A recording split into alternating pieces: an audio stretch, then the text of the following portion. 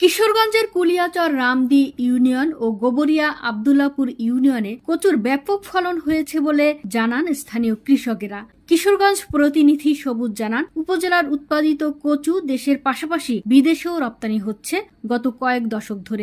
এবছর উপজেলার প্রায় 270 হেক্টর জমিতে পানি কচু ও নারিকেল কচু ব্যাপক পরিমাণ উৎপাদিত হওয়ায় কৃষকের মুখে হাসি ফুটেছে। প্রতি বিঘা জমিতে কচু উৎপাদনে মোট খরচ হয়েছে প্রায় 40 থেকে 50 হাজার টাকা, আর বিক্রি হচ্ছে 80 থেকে 1 লক্ষ টাকায়। কুলিয়াচর কৃষি অফিস সংবাদকর্মীদের জানায়, এবছর কচুর বাম্পার ফলন হওয়ায় কৃষকেরা লাভবান হয়েছে। এ বিষয়ে রামদি ইউনিয়নের চেয়ারম্যান আলহাজ আলালউদ্দিন বলেন, আমি আলাউদ্দিন 2 নং রামদি ইউনিয়ন পরিষদের চেয়ারম্যান, কুলিয়াচর কিশোরগঞ্জ।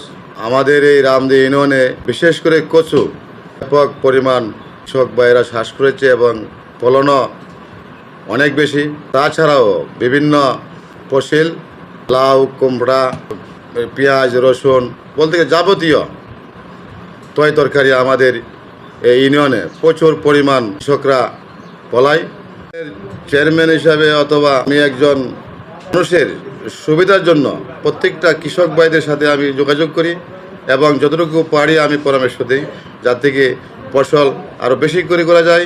এবং আমাদের ইউনিয়নের প্রতিটি বাড়ি আঙ্গিনায় সব জায়গায় গাছগাছরা তয় তরকারি লাগাচ্ছে এবং বিপুল পরিমাণ ফসল আমরা উৎপাদন করছি। আমরা এখানে কচু করি, কারো খাওয়ান যায়, এটার লতা দলে লতা খাওয়ান যায়। এরপরে কচুগুলা বিদেশও যা সাপ্লাই দেয়, দেশও তো সাপ্লাই দেয়। ওই এই কচুটুকু আপনি কত বছর ধরে করতেছেন?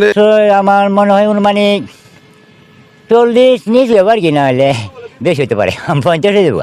যিনি কিনে নিয়ে বাংলাদেশের বিভিন্ন জায়গায় সাপ্লাই করে এমন একজন ব্যক্তির সাথে আজকে একটু কথা বলবো। কচুগুলি আপনার নেই যাত্রাবাড়ি, কারণ বাজার, শ্যামবাজার, নারায়ণগঞ্জ, এরপরে যাইতেছে গাজীপুর চৌরাস্তা, কামারপাড়া, মিরপুর, বিভিন্ন এলাকায় চলছে। তবে আমি বিক্রি করি হইলো যাত্রাবাড়ি আর হইলো কারণ বাজার। আমাদের কাছে বিদেশেরা নেয়া সাইরা সাপ্লাই দেয়। অনেক লোকেই আমাদের কাছ থেকে মাল নিতেছে, নেয়া সাইরা বাইরে রাষ্ট্রে দিতেছে কালো কচুটা। মানে হয় কুলিয়াও তো অনেক বিভিন্ন পাইকাররা এখানে কচুরা নারকলি কচু খাইতে অনেক স্বাদ। কিনছি আমার বাড়ি চর কামালপুর, গৃহস্থ থেকে কিনছি মাল, পিরিজপুর আনিয়া বিক্রি করি।